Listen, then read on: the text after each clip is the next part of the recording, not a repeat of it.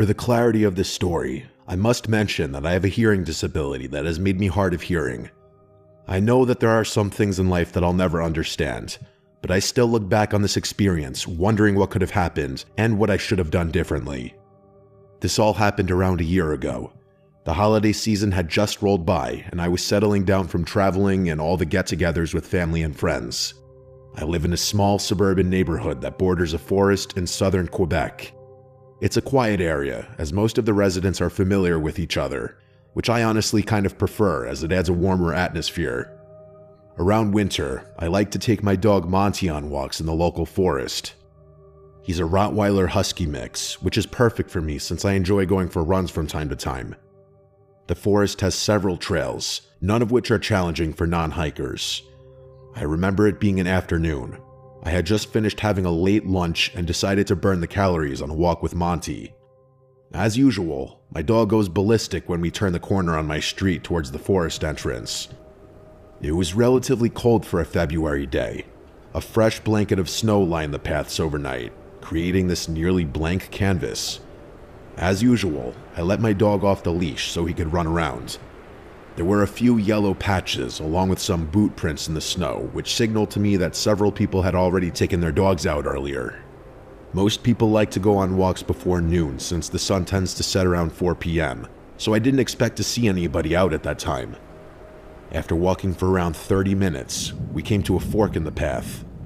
I noticed that one of the paths hadn't been walked yet, so feeling semi-adventurous, I decided to take it. I have a pretty concrete memory of the trails, so I knew exactly where I was going. The trail led to a clearing, which was great, since I wanted to check out the native birds with the binoculars I had gotten for Christmas. I remember scanning the surroundings until I saw a strange shape along the tree line in the distance. When I focused my binoculars, I saw a blue tarp and what looked to be a makeshift shelter. As curious as I was to check it out, it was getting dark, and I wanted to get home. Turning around, Monty and I started walking back. As usual, he ran up ahead, but something seemed off in his behavior. He was much more alert and was sniffing the trail more than he normally would from what I observed in the past. When I looked down at the trail, my eyes widened. There was a set of footprints in the snow, much larger than my own. I remember turning my boots over out of sheer confusion to compare them to the ones in the snow. The prints were different, which left me with even more questions. There were no other forks in the trail, so whoever took it had to have passed me at some point. I figured they must have passed me while I was using my binoculars. At the time, it seemed like the most logical explanation, so I tried not to overthink it. At this point, it was significantly darker outside, but I could still make out my surroundings. As we were walking back, Monty stopped abruptly and started barking relentlessly in my direction. As I turned around, that's when I saw him. There was a man, probably around 6'4", wearing charcoal-colored snow pants and a white camo jacket only about a meter away from me. He didn't make any movements towards me, he just stood there with his hands in his coat pockets. I didn't recognize him from anybody in the neighborhood, so I assumed he must have been a hiker or someone from out of town. He looked like he was muttering something to me, but I couldn't read his lips due to the lack of lighting and not knowing if he was speaking English or French, which are the two commonly spoken languages in Quebec. I felt like an idiot at that moment for not bringing my phone with me, so I ended up trying to communicate with him that I was hard of hearing and that it was getting late. I got back home around 4:30. By then, it was completely dark out. I remember following my standard night routine, not really thinking much about the encounter, but in the middle of the night, something happened that still shakes me to this day. I woke up to Monty licking my hand, which is something he usually does to get me out of bed in the morning. I tapped my phone to check the time, and to my surprise, it was 3 a.m. I noticed a message from my neighbor asking if everything was all right, which, if I'm being honest, confused me at first. The message was a few minutes old and asked if everything was all right since Monty had been barking like he was possessed. I looked up from my phone to see that Monty was no longer in my room. I walked downstairs to find him barking hysterically at the patio door. As I approached the door, I struggled to see anything with my vision still blurry. I tried to focus my eyes when the motion sensor light turned on. At that moment, my heart sank. The man from the forest was standing there in my backyard. I didn't think twice to process any more questions. I stepped away from the door and texted 911. I don't think I've ever texted 911 faster than I did that night. I ran up to my room with Monty and grabbed the machete from under my bed. I'm a shorter woman with a background in martial arts, but I know damn well that the best move in a fight is to not fight at all. I sat there in my room guarding Monty and myself until the police came. With my heart beating out of my chest, I sat opposite from the door with Monty by my side. It didn't last long until Monty sprang up and started barking violently at the bedroom door. My hands were sweating profusely as I watched a shadow cast in from underneath the door. The movement in front of the nightlight suggested the man was seconds from breaking into my room. Those had to be the longest minutes of my life, as I anticipated the door handle turning or the door completely breaking in. Luckily for me, it never did. When the police arrived, I explained everything to them while they searched the property. The glass on the patio was smashed completely, but besides that, nothing was missing and everything was still relatively the same. The police found the gate in my backyard open. It leads to the forest, which is where they believe the man disappeared to. I let them know about the shelter I saw in the woods the day before. I took Monty and some of my belongings to stay with a family friend for a few days while I got the patio door fixed. I never got a follow-up from the police after the incident, but ever since that day, I decided to stick to roads when walking my dog, not trying to think too much about the incident.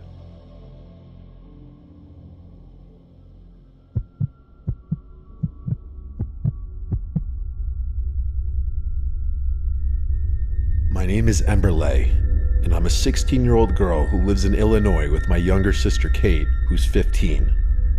My dad works for a deforestation group about 30 minutes from our house. It was a normal morning on December 5th as my sister and I were getting ready to go out to the movies. We decided to go watch a somewhat new horror movie, Terrifier 3, which had some Christmas stuff included in it. We all knew it was 18 plus, but nobody paid much attention. Plus, we looked older than we were anyway. We made our way to the movies and easily got in thanks to our appearance.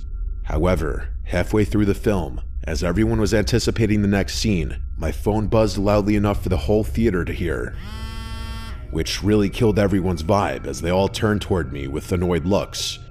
My sister and I scurried out until I tripped, which was embarrassing enough. After we exited the theater, I checked my phone to see who called me. It was my dad, but instead of calling back, I received a text message that said something like, "Hey, would you mind bringing me some lunch since the small cafe in the woods is shut today?"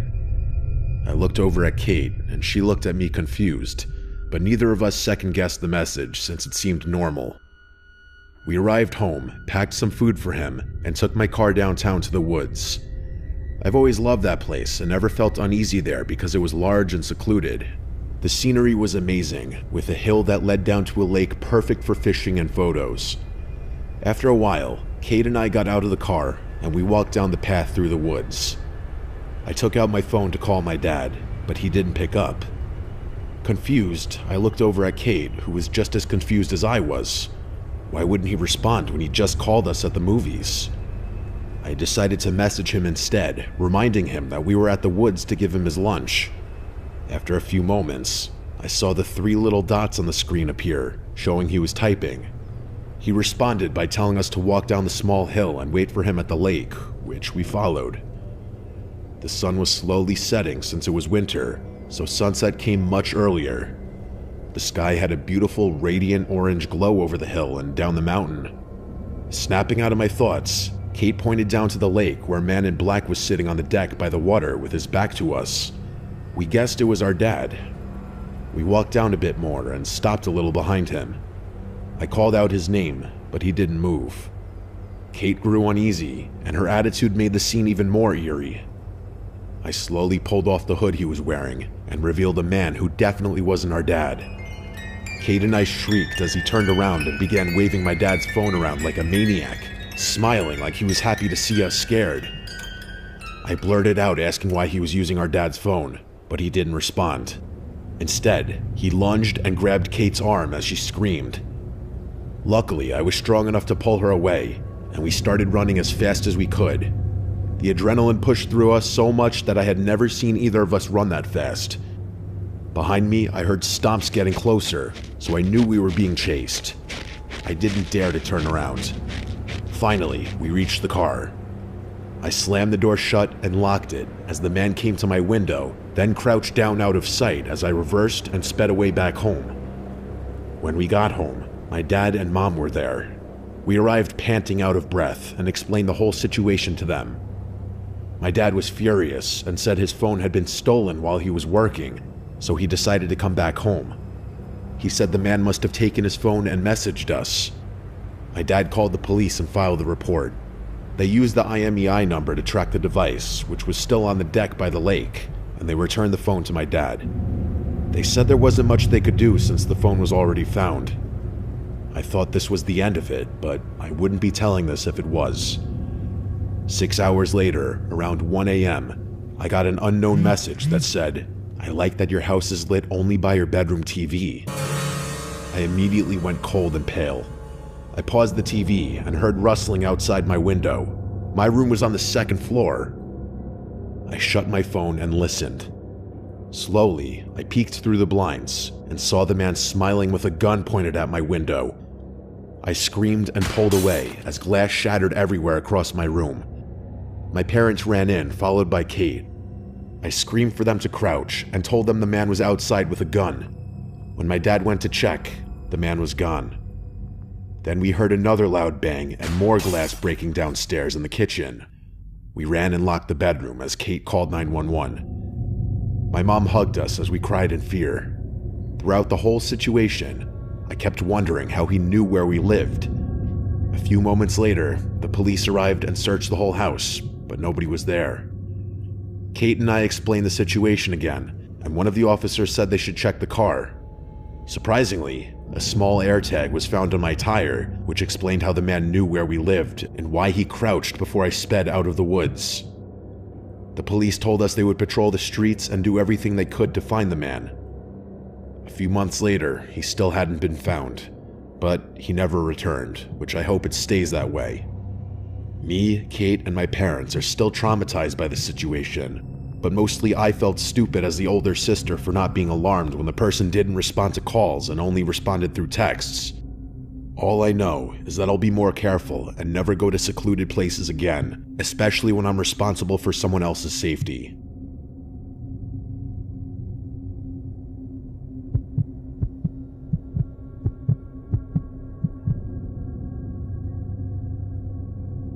It was 2021.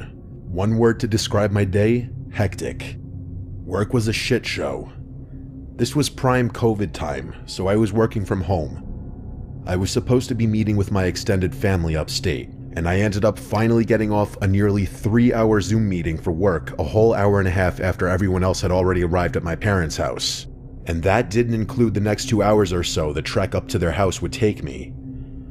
I filled up 2 cups of coffee in my kitchen to take with me before leaving. God knew I'd need them. The second I opened my front door, I realized this drive would be more of a shit show than I had originally thought. The snow and wind had already picked up since earlier that evening, and the streets were barely even plowed. The ground had at least 2 feet of snow already, and it was supposed to snow like this for a majority of the night. I had to be driving under 25 on most residential roads. My car at the time was also a really old, crappy Hyundai, which wasn't ideal for extreme weather conditions at all. It didn't have anti-lock brakes either. I'm a fast driver though, so when I got on the highway, I raised my speed to 70, which was probably a lot faster than safe for the conditions. I finally arrived at my parents' house around 9. They had begun dinner without me, but thankfully weren't too far along. A few drinks and gift sharing later, I started to lose track of time. I got so caught up in seeing my relatives I hadn't spoken to in a while that I ended up basically forgetting I still have to drive home, even as most of my family had started to leave. Once I finally got in my car to leave, it was past midnight, and at least another foot of snow had accumulated on the ground. I was buzzed, but I figured I was sober enough to drive home. Not that I condone drinking and driving at all. I was tired and simply wanted to get home. As I was heading towards the highway, I realized the roads were completely dead. I made the grave mistake of raising my speed to 40 down one particular road, because as I began to approach a bend in the road, I realized my car had gone into a skid. I tried not to panic, as this wasn't the first time I'd skidded. I started to steer into the skid and downshifted, but as I got even closer to the curve and my car still wasn't slowing down, I started to panic. My car went straight off the side of the road and into a tree, and the airbag deployed. I was momentarily in shock from the force of the impact, but thankfully, I was relatively unscathed. My car was ruined though. The whole hood was buried in a bank of snow surrounding the tree I hit. No chance I was pushing it back onto the road or anything like that. The first thing I did was phone my roadside assistance company, and they said they'd send a truck to my location, but because of the horrible conditions, it could take up to 40 minutes for the truck to reach me. I was on a deserted road surrounded by forest and no houses for miles in either direction, so I decided to also call my parents and ask one of them to drive over and wait with me. My dad said he'd get in his car and drive over, so then I hung up and waited. As I was sitting there, I began to hear something over the sound of the wind howling outside. There were undeniably footsteps in the snow. I couldn't tell exactly from where, but they sounded somewhat distant.